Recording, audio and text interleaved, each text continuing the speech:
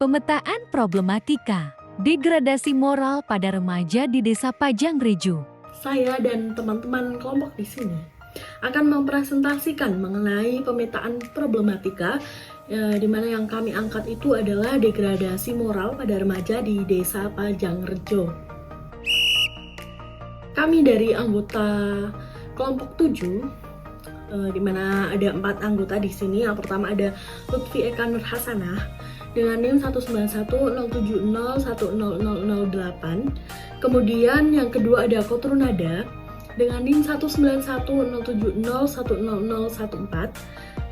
Yang ketiga ada Anissa Rahmadita dengan NIM 19107010028, dan ada saya sendiri Alvina Intan Ulia dengan NIM 19107010031. Review materi tentang proses asesmen. Ya, kita langsung akan mulai ya kepada review materi tentang proses asesmen, di mana ini kita dapatkan materinya dari mata kuliah DDIK dulu oleh Pak Muslim. Oke, kita lanjut. Teknik dalam menyusun asesmen kelompok atau komunitas. Terdapat 4 teknik, yaitu yang pertama ada kuesioner, FGD, wawancara, dan observasi. Nah, di sini saya akan menjelaskan mengenai bab yang kuesioner dan FGD. Oke, pengertian, tujuan, dan fungsi dari kuesioner.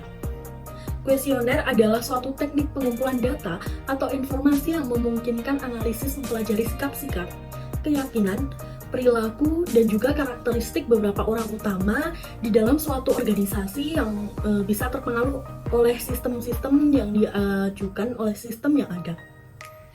Kemudian tujuan pokok dari kuesioner adalah mendapatkan data yang relevan dengan tujuan penelitian kita. Kemudian yang kedua adalah mendapatkan data yang dimana data itu reliabilitas dan juga validitasnya itu bisa kita dapatkan dengan setinggi mungkin. Yang terakhir ada fungsi kuesioner, yaitu untuk pembuatan evaluasi program bimbingan, kemudian untuk pengambilan sampling sikap atau pendapat dari responden, dan yang terakhir adalah mengumpulkan informasi sebagai bahan dasar dalam rangka penyusunan catatan permanen. Kuesioner digunakan secara tepat apabila mencakup responden atau orang yang merespon atau yang menjawab pertanyaan memiliki jarak yang saling berjauhan.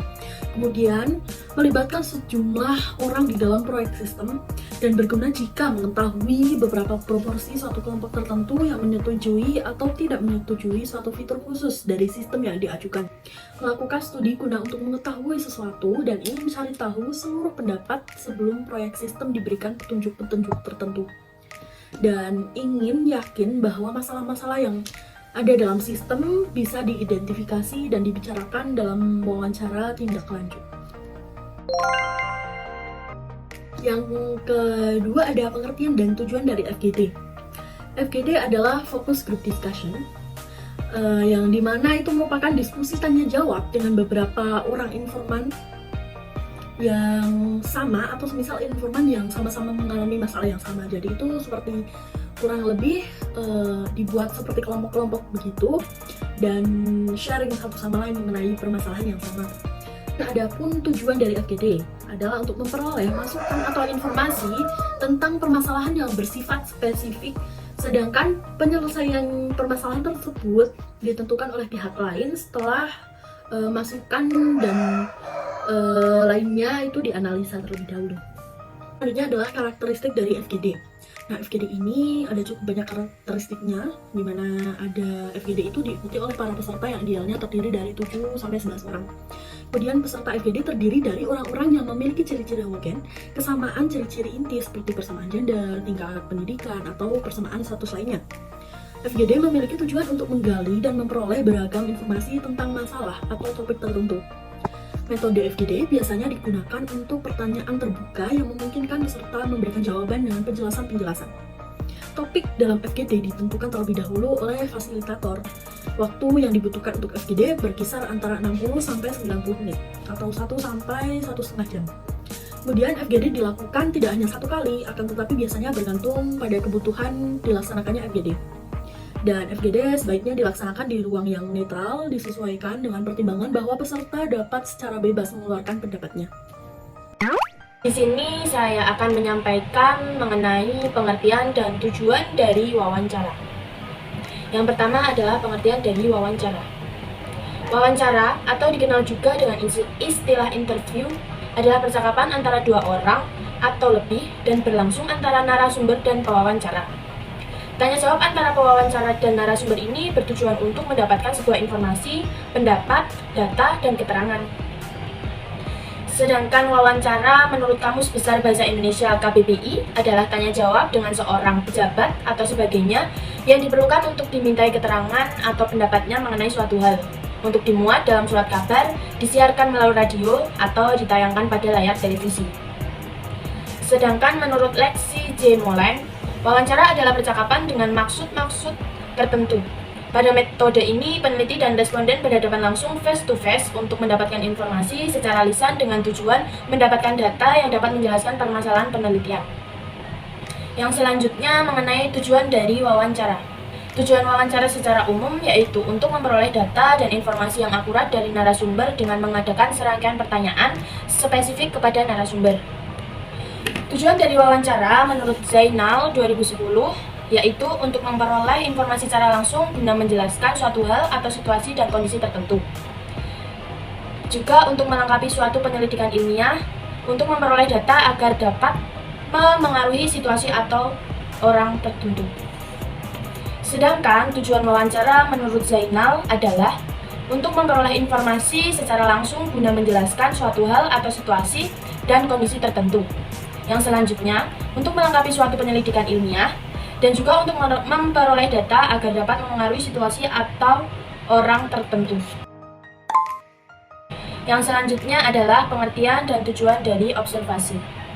Observasi merupakan kegiatan pengamatan secara akurat, mencatat fenomena yang tampak, dan menghubungkan antara aspek dalam fenomena yang menjadi fokus kajian. Pengertian observasi menurut Hardika Dwi Indra Susanto MPD, observasi adalah teknik pengumpulan data dengan cara melakukan pengamatan dan pencatatan secara sistematis dan terarah terhadap gejala pada objek penelitian. Kegiatan observasi tentunya memiliki tujuan tertentu yang ingin dicapai. Berikut tujuan observasi yaitu, yang pertama, untuk mendapatkan suatu objek dan segala yang berhubungan dengan objek penelitian melalui pengamatan dengan menggunakan panca indera. Yang kedua adalah mendapatkan sebuah kesimpulan. Hasil akhir dari dilakukannya observasi adalah adanya laporan yang di dalamnya terdapat kesimpulan dari observer tentang hasil pengamatannya. Yang ketiga adalah mendapatkan data dan informasi. Kegiatan observasi juga bisa dimanfaatkan oleh para peneliti untuk mendapatkan data bagi penelitian mereka, sehingga laporan hasil observasi tidak hanya berbentuk teks bacaan, melainkan juga karya ilmiah. 2. Konsep pemetaan komunitas. Yang selanjutnya adalah degradasi moral itu apa sih? Menurut KBBI 2014, degradasi moral dapat diartikan sebagai kemunduran, kemerosotan, ataupun penurunan. Sedangkan moral menurut Rahmawati, Mardiah, dan Wardani pada tahun 2017 adalah merupakan aturan kesusilaan yang mencakup semua norma kelakuan serta perbuatan tingkah laku yang baik.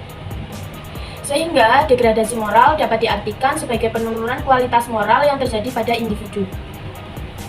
Salah satu dampak negatif dari adanya modernasi yang paling terasa yaitu adanya degradasi moral pada remaja. Menurut Ray, Mahapotro, dan Carr pada tahun 2011, dari beberapa permasalahan remaja ditemukan berhubungan dengan tugas perkembangannya pada permasalahan emosional remaja, berupa gejala-gejala tekanan perasaan seperti konflik internal frustasi maupun konflik eksternal pada diri individu. Dalam menyelesaikan masalah yang dihadapi, dengan cepat remaja cenderung melakukan kejahatan seperti penggunaan obat-obat terlarang, minum-minuman keras, pencurian, kenakalan remaja, pembunuhan, dan juga seks bebas. Oke, selanjutnya adalah faktor-faktor apa aja sih yang menyebabkan terjadinya degradasi moral pada remaja di Desa Panjangrejo. Yang pertama adalah minimnya pemahaman agama.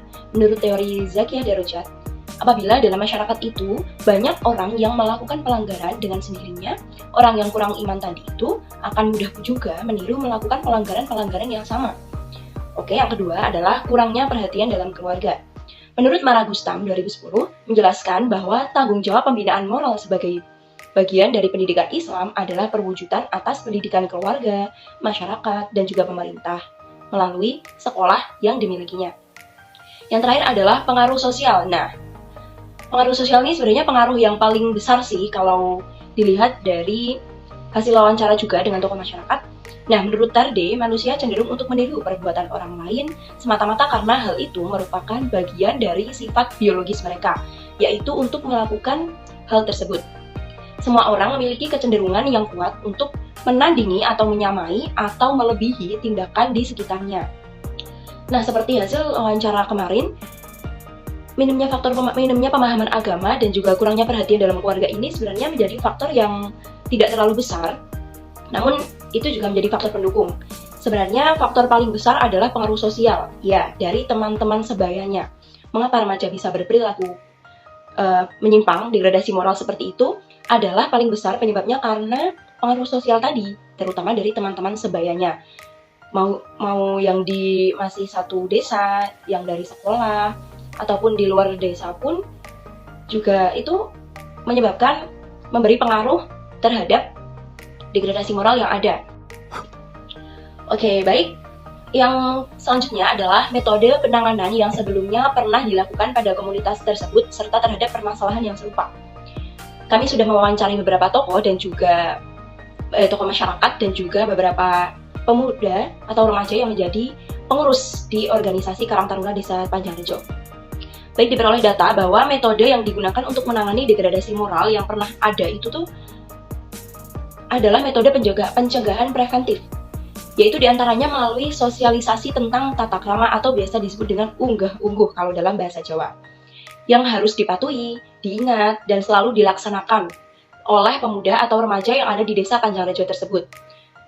Sosialisasi tersebut selalu disampaikan oleh beberapa tokoh masyarakat dalam setiap rapat antar pemuda atau Karang Taruna dengan beberapa tokoh masyarakat, yang itu dilakukan sekitar sebulan sekali atau sebulan 2 kali, kurang lebih seperti itu.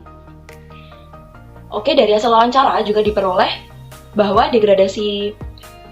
ketika degradasi moral pada remaja itu sudah keterlaluan atau melampaui batas norma atau nilai-nilai etika di dalam desa Panjangrejo tersebut dan juga sudah masuk ke ranah meresahkan masyarakat sekitar, maka akan dilakukan tindakan peneguran secara tegas dari tokoh-tokoh masyarakat hingga penandatanganan surat perjanjian bermaterai untuk mencegah hal tersebut terulang kembali.